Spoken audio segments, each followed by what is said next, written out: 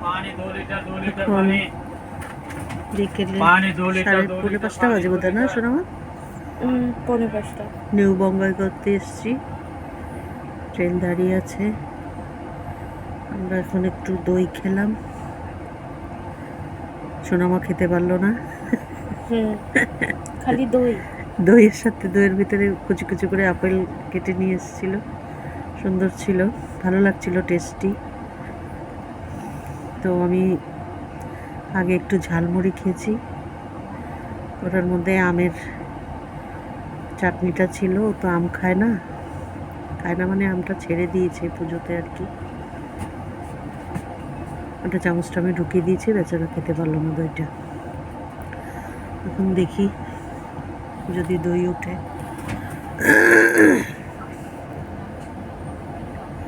পৌঁছাতে পৌঁছাতে কটা বাজবে আমাদের? 6টা বাজবে। 444 মানে 444 নাম্বারটা দেখলাম, বুঝলাম না কিছু।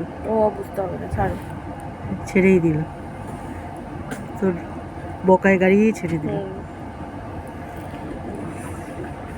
কোথায় চলে? ও মাই গুডনেস, ও ভয় পেয়ে গেছি আমি। ও হাসছে, ও হাসছে, জল দিয়ে দুধছে, বাইরে আমি ভয় পেয়ে গেছি। কোন দিক দিয়ে কি জলের আওয়াজ?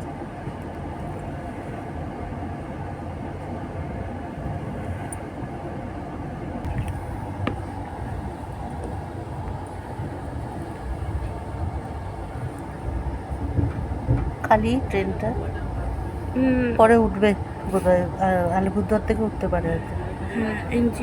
এনজিপি থেকে তো নেমেই যাব।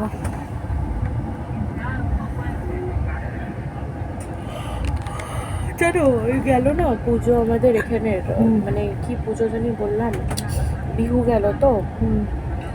আসামের কি বলে যে বিভিন্ন মন্দিরগুলো আছে, হনুমান মন্দির বলো, কৃষ্ণ মন্দির, কালী মন্দির, গণেশ মন্দির, লক্ষ্মীনারায়ণ, তো এরকম যত মন্দির আছে ওখানে যেটা মুগার যেটা ট্র্যাডিশনাল ড্রেস হয় ওইটা পরায় এখন।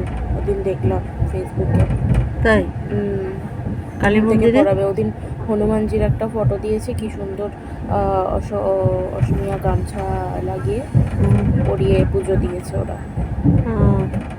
আসলে মুগাটা খুব একদম পবিত্র পবিত্র লাগে না?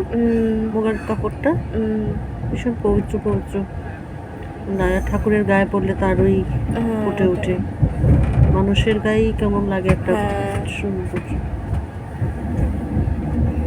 কালী মন্দির টন্দির গুলিতেও পরাবে নাকি?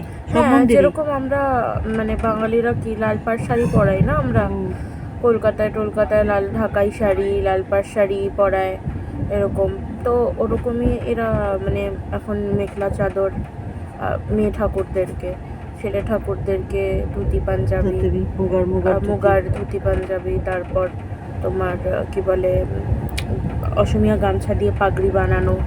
ওয়াও, এই সুন্দর লাগবে, ভালো লাগবে কিন্তু, আলাদা রকমের একটা হিসাব। আমি দেখতে হবে হনুমানজির ফটোটা, ওটা একটা ছিল খুব সুন্দর, ওটা দেখলে দেখাবো তোমাকে, খুব সুন্দর।